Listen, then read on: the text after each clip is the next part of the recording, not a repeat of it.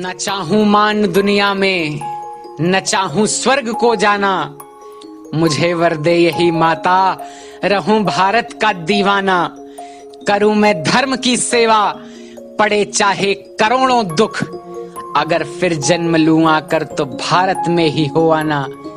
पंडित राम प्रसाद बिस्मिल की ये पंक्तियां केवल कविता नहीं, हुंकार है। वो हुंकार जिसने विदेशी साम्राज्य के पांवों तले की जमीन खिसका दी थी। पंडित राम प्रसाद बिस्मिल को जब फांसी की सजा सुनाई गई, उसी दौरान उनकी मां उनसे जेल में मिलने आई थी। उन्होंने अपनी फांसी की सजा के बारे में अपनी मां को नहीं बताया, लेकिन ये खबर तो पूरे भारत में फैल चुकी थी और मां को भी इस सजा की खबर लग चुकी थी। उन्होंने पंडित जी से कहा, तूने मुझे फांसी वाली बात क्यों नहीं बताई? पंडित जी मौन रह गए। मन में हुआ कि इन्हें कैसे पता चल गया। उन्होंने सोचा कि मां टूट जाएंगी, लेकिन वहां तो कुछ और ही हो गया। उस सिंघनी मां ने कहा कि मैं राम प्रसाद बिस्मिल की मां हूं, मैंने शेर पैदा किया है, तूने मुझे इतना कमजोर कैसे समझ लिया? मेरा बेटा भारत मां पर कुर्बान होने जा रहा है, मेरा बेटा अमर होने जा रहा है। तूने मेरे दूध को अमर कर दिया बिस्मिल, मेरा इस धरती पर जन्म लेना सार्थक हो गया बिस्मिल। मां रोई नहीं, भगवती देवी के आंसू बिस्मिल के शरीर में अंगार बनकर दौड़ चुके थे। पंडित जी का शरीर अपनी ऐसी जन्मदायिनी मां को पाकर धन्य हो गया था। धन्य हैं ऐसे बेटे जिन्होंने हंसते हंसते अपनी मौत को स्वीकार कर लिया था, उसे ईश्वर द्वारा दिया गया वरदान समझ लिया था। वो अपने भाग्य पर इतराते तो जरूर होंगे कि हमें देश पर मर मिटने का मौका मिल गया। इस दुनिया में मनुष्य मरने के लिए ही तो जन्मा है।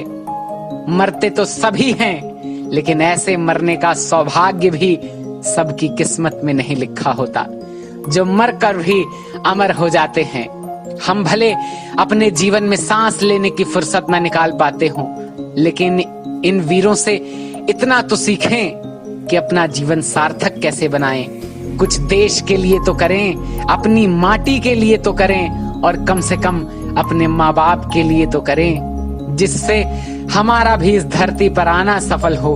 वरना ऐसे तो रोज हमारे बनारस के मणिकर्णिका घाट पर लाखों लाशें जलती हैं, जिनके मरने पर कोई आंसू तक नहीं बहाता है। तो आइए याद करते हैं भारत माँ के उन सपूतों को जिन्होंने हमारी धरती को गौरवान्वित कर दिया।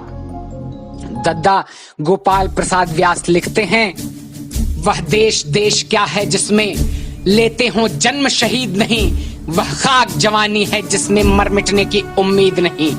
वह माँ बेकार सपूती है जिसने कायर सुत जाया है, वह पूत पूत क्या है जिसने माता का दूध लजाया है।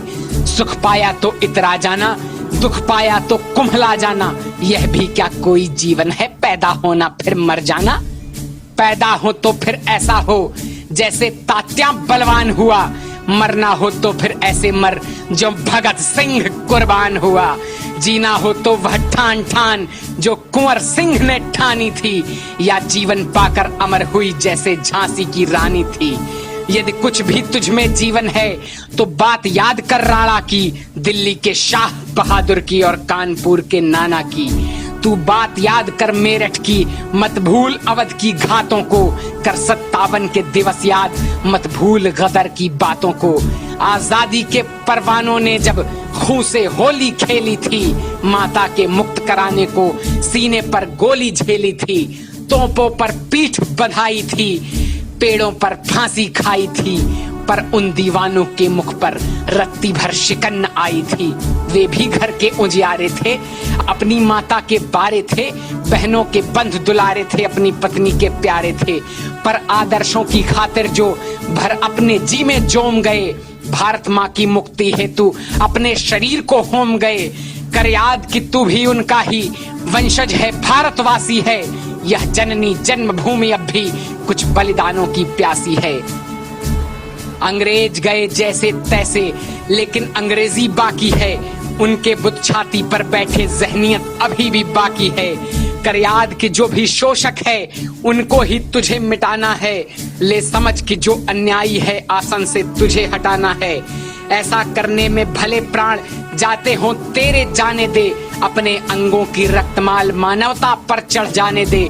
तू जिंदा हो और जन्मभूमि बंदी हो तो धिक्कार तुझे। भोजन जलते अंगार तुझे, पानी है विष की धार तुझे।